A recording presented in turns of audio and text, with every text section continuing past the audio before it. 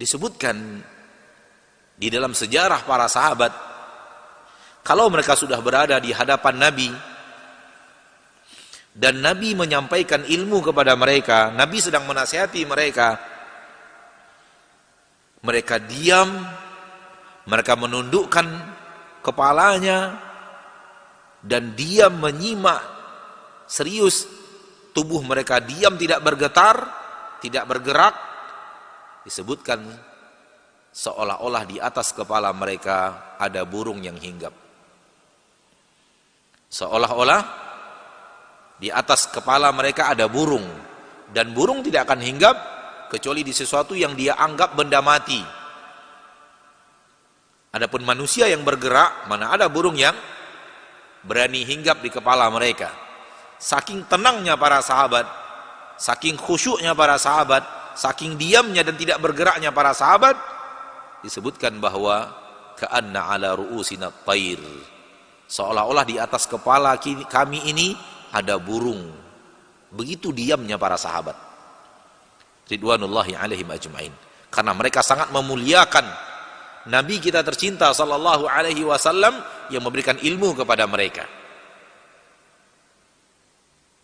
Sekaligus sifat ini sifat yang harus ditiru oleh seluruh murid kepada guru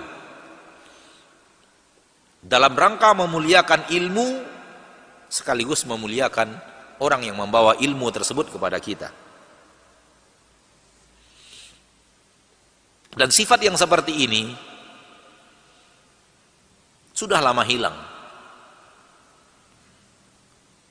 dari para penuntut ilmu, illa man rahimahumullah, kecuali orang-orang yang dirahmati Allah, wa qalilum mahum, dan alangkah sedikitnya mereka.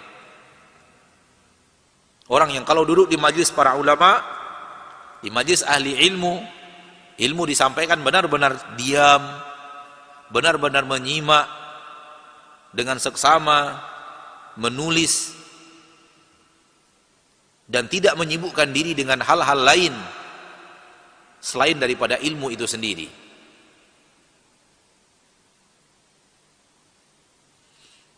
Dan berkahnya ilmu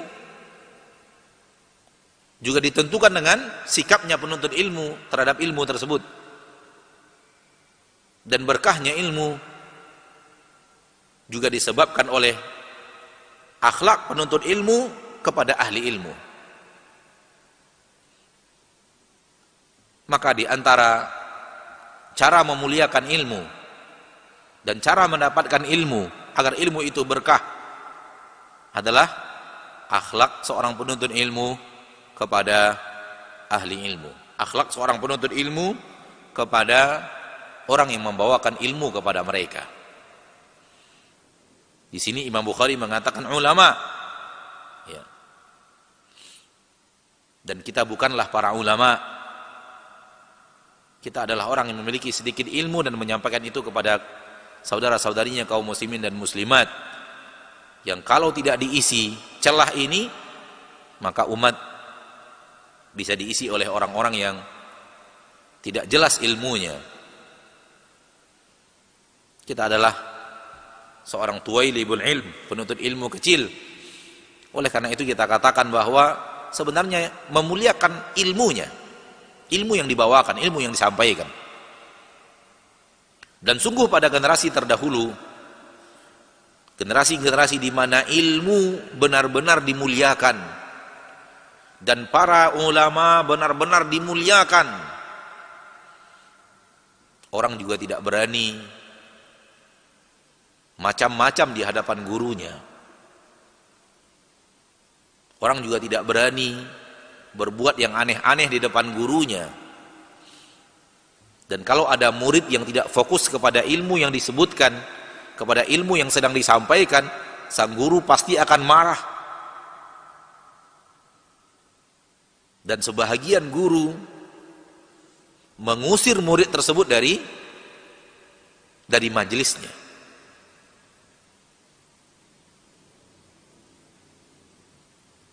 Namun ini dahulu.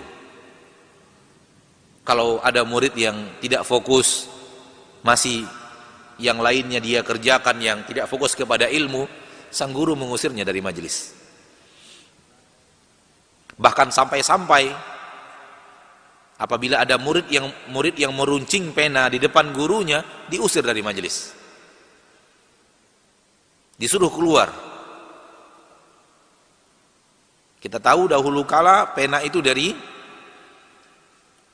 sesuatu yang diruncingkan, kemudian dicelupkan ke dalam tinta, kemudian dituliskan di buku, kemudian dicelupkan lagi, dituliskan, dicelupkan lagi, dituliskan, dan dia harus dalam posisi runcing. Dan manakala ada murid yang meruncingnya di majelis, dianggap tidak siap menuntut ilmu dan diusir dari majelis. Kenapa tidak tadi diruncing sebelum guru datang? Kenapa ketika ada pelajaran baru kemudian digunting, diruncingkan pena tersebut? Sebegitunya dahulu kala. Bahkan manakala ada seorang murid yang diketahui melanggar syariat atau melanggar sesuatu yang menurut gurunya salah, murid tersebut pun diusir.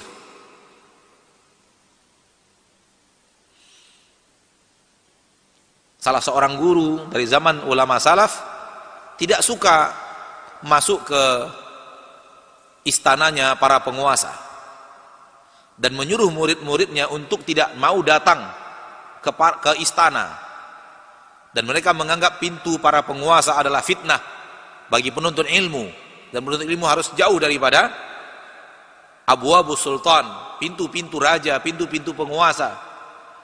Dan itu sifat gurunya, tidak mau mendatangi pintu-pintu penguasa. Manakala dia tahu ada muridnya yang datang ke penguasa, diusir dari majelis. Karena terdengar oleh dia berita yang sahih, salah seorang muridnya masuk ke istana, masuk ke pintu-pintu para penguasa. Itu oleh gurunya diusir dari majelis. Walaupun masuk kepada pintu penguasa tidaklah haram secara mutlak, namun dia adalah jelas fitnah. Namun tidak haram secara mutlak. Namun itulah prinsip gurunya. Dia tidak mau datang ke pintunya para sultan, para penguasa. Dan kalau ada muridnya yang dia dengar tidak mengamalkan ini, maka diusir dari majelis. Dia tidak mau mendengarkan, dia tidak mau orang-orang yang seperti itu mendengarkan ilmu dari dirinya. Begitulah para ulama terdahulu kala menjaga hibahnya ilmu, menjaga marwahnya ilmu, sehingga manakala muridnya melanggar ilmu yang telah diajarkan, itu tidak diizinkan untuk duduk di majelis ilmu.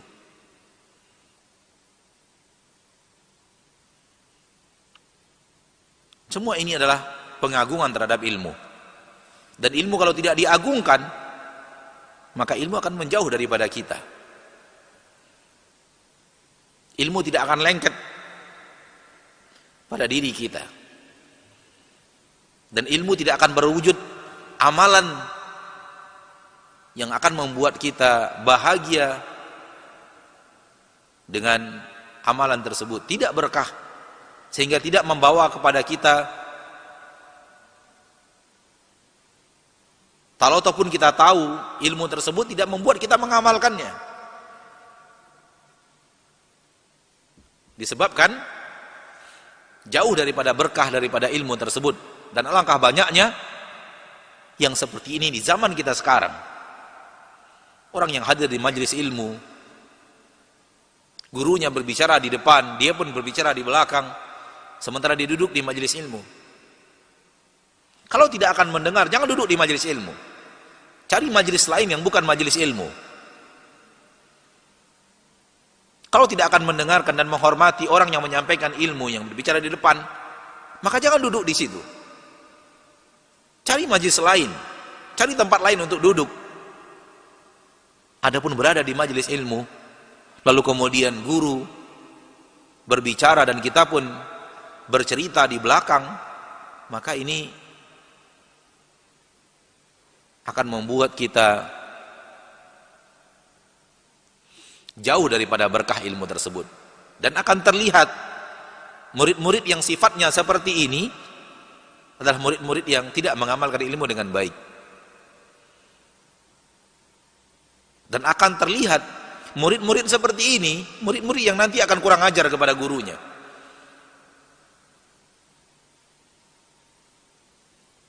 Karena tidak menghormati dan tidak memuliakan ilmu.